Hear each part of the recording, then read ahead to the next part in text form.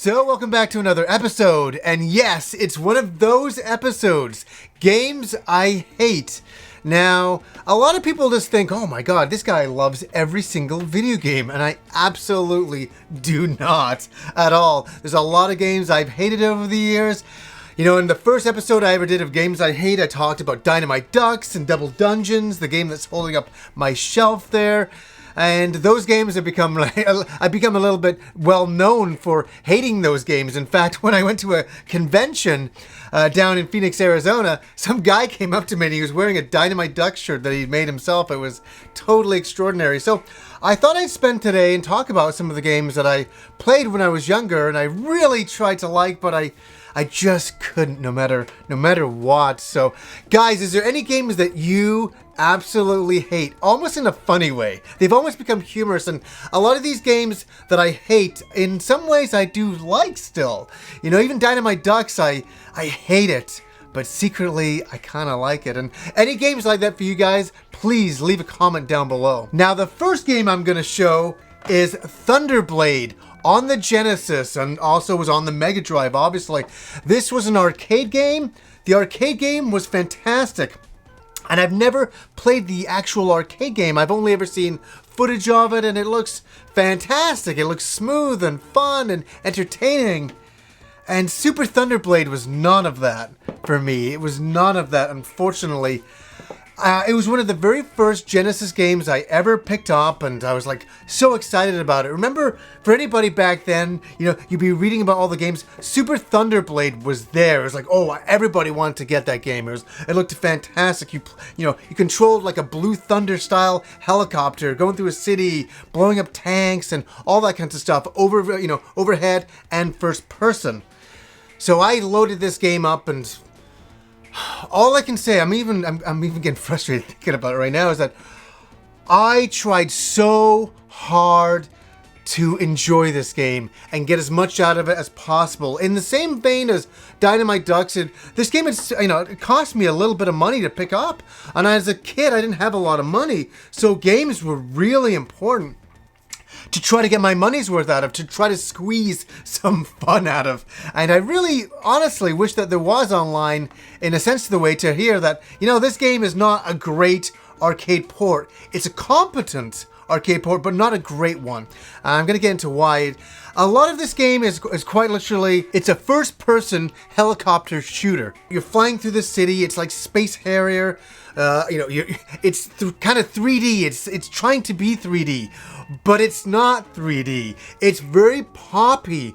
And, never mind the buildings are popping towards you in a first-person perspective, but also the, weapons that they're shooting, the gunshots and the fucking blasters and all the fucking rockets and all that are all popping towards you. And it feels very hard to figure out what's going on. You have to change your mind almost into a stupid mindset to be able to play this game and to do well at it. And I got better at this game, but I could never finish this game. I tried so hard. I would get so far, and the frustration level would get to me every single time. It was so, in my mind, cheap. Not because I wasn't good at the game, but because the game world itself was so fundamentally wrong. And it drove me completely mental. It drove me completely crazy. And I was so frustrated with this game. I remember being so agitated, playing it over and over, day in, day out. And no matter how many times I played it, I just couldn't get with the program with what this game was offering. And that's so funny, is a lot of games I've experienced have been like that, where you're trying to be, you're trying to play the game, you're trying to enjoy it, and you just can't. You just can't get good at it, no matter what you do. Other games you're experts on, you know how that is. Other games you can play and you're phenomenal at. This was a game I was not phenomenal at, and it wasn't from a lack of trying. The effort was always there with Super Thunderblade, and it's funny, whenever I hear that the opening music, it always takes me back to my frustration level.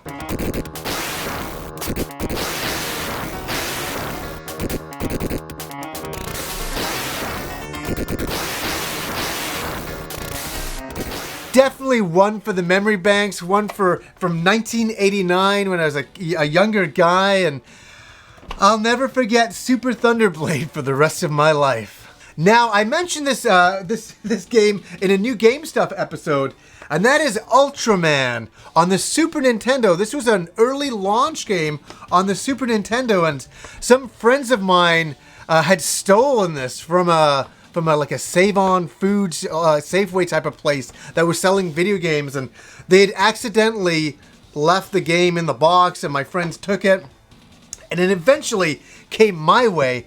And I didn't care where it came from. I just wanted to play a new Super Nintendo game. I was like, what? You guys stole it? All right, give it to me. And so I started playing it.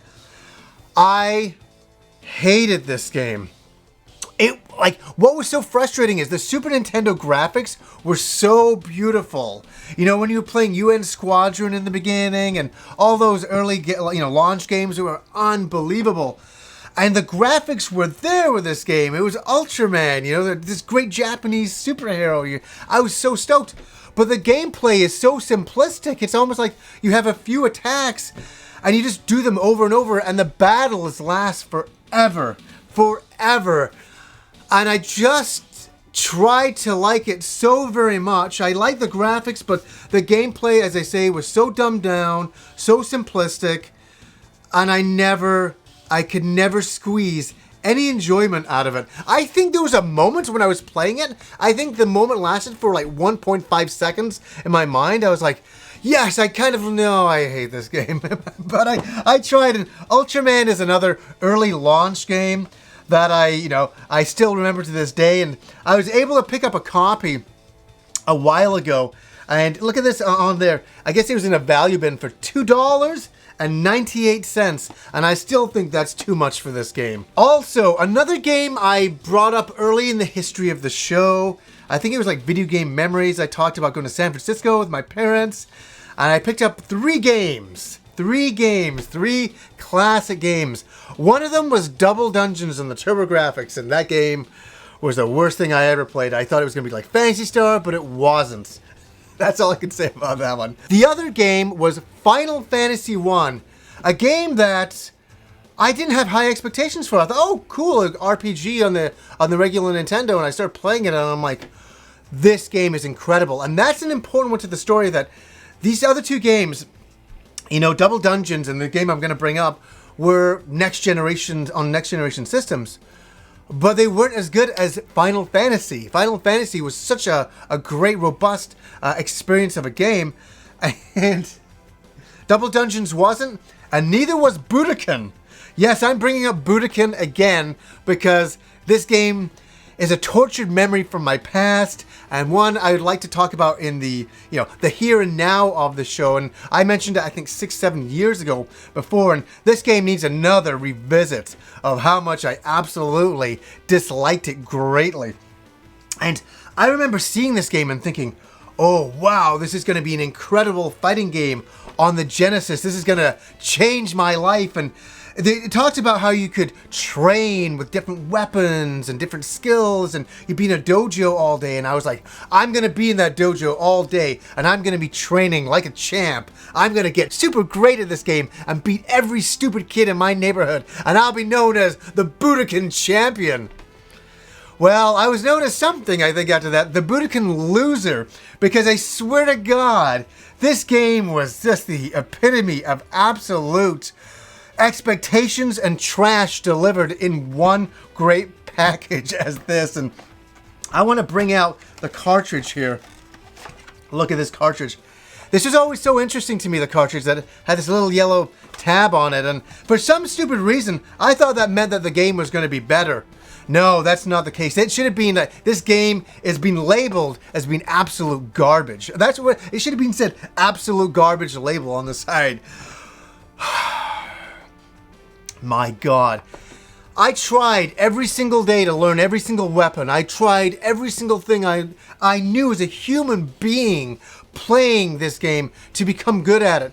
The problem was, what was against me again was the game was against me. The controls were absolutely terrible.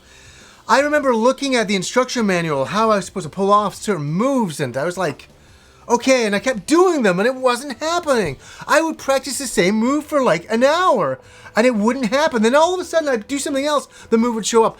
I mean, this game was so bad in the control department. I mean, I would like to meet the programmers and people who made this game, and so I could say to them, what the fuck? What the fuck happened, guys? Like, really?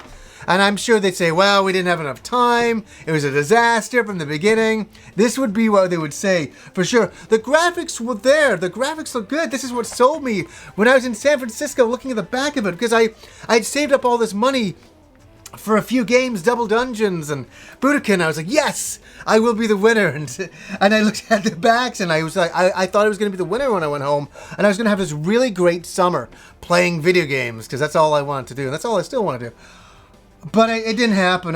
The level of frustration, inviting kids in my neighborhood over, and they really even get frustrated saying, how do you even play this game? It's not even controlling right. I'm doing something, it's not working. I'm like, welcome to my life. This is what Buddakan is all about. Absolute frustration. You know, that's what it should be called. Buddakan, the Martial Spirit Frustration Edition. Yeah, so this is classic to me. A horrible game for my youth, and one I had such high expectations from. Look, the box art looks good. It does. The game sucks, though. Now, the next game I'm going to talk about, I don't even own anymore. I used to have a cartridge of this, and that is Ikari Warriors 2 Victory Road. The only victory is I don't own the game anymore. Thank God for that. And what happened is, back in the days of the NES, my mom came home and she said, yeah, there's this person that I met today, and they were selling some really cheap Nintendo games for like $10 each, and yeah, I picked them up for you. And I was like, Mom, you're the greatest. This is amazing. I forget what the other game was. I think I quite enjoyed the other game, but Ikari Warriors 2, I'm like, oh my God, this is going to be wonderful. I love the Ikari Warriors series. It's going to be great, you know? The overhead shooting, you know, the kind of POW, you know, kicking the crap out of everybody, punching the fuck out of them. I love this series. I loved it. Or so I thought I did, until I started playing this glitchy mess. And that's the one thing I want to say about this game. It is glitchy as all hell. It's glitching at every single screen. Even things that are not supposed to be glitching, like you kill an enemy and it explodes. I couldn't tell. I'm like, is it dead? Is this a power-up? Is that a heart that remains? I didn't understand what that was, but that's an explosion. It's so surreal. The digitized voices are freaking horrendous. Every single thing about this game, it was not fun, and also it was over very, very quickly. And I remember sitting there, and here's the thing, I didn't pay for the game. We only got it for $10, and it still was not worth playing at all. I hated that game. I don't know why. My blood was boiling playing it. It was just the biggest piece of garbage I'd ever seen in my entire life, and everything about it was so insulting to me. I don't know why I hated it so much. I played so many great NES games, and this was not one of them. I was like a wolf in sheep's clothing with the Ikari Warriors name. I'm like, this can only be a good thing. And the funny thing is, Ikari Warriors 3 is a good game. So I don't know what the hell happened to number 2. I know it was an arcade game, but the port was horrendous. Now, here's a guilty one for me. This is a guilty game for me in the sense that I'm going to explain why. It's a game that I play now, and I'm a lot better at than what I was when I was a younger kid. And this game is a game that one of my friends lent to me. And remember, he's that Jeff guy that stole them all back? What an asshole. That's in another video I did. I think a weird Nintendo story. But this is one of the games that he lent me. And it's just one of the very first games that I played on the regular Nintendo, the NES back then. And I sucked at this game. And I will own something here. I'm going to own this. I was bad at the game because I was bad at playing video games at that point, because this was the very first NES game I had played. I wasn't very good at it. You know, pressing the buttons and the D-pad at the same time. I mean, it was a brand new concept. That's what everybody has to realize. It was a brand new concept to play NES games back then. And the game is Kid Nicky. And let me say, I picked up this copy of my friend Ryan Gino about a year or so back. I'm so nostalgically happy to have Kid Nicky. It really means a lot to me. I love the game. Oh my god, I'm slipping things out. I love the game in the nostalgia factor. But what I'm talking about here is the younger John playing Kid Nicky hated this game. I still remember him. Hating the game and being so frustrated at the, it's like a game like Kung Fu where enemies keep coming at you and they don't stop, and you get overwhelmed at times trying to go back and forth, with your bow staff trying to kill everybody. I played this game recently and I did quite well at it. A lot better than I did as a kid.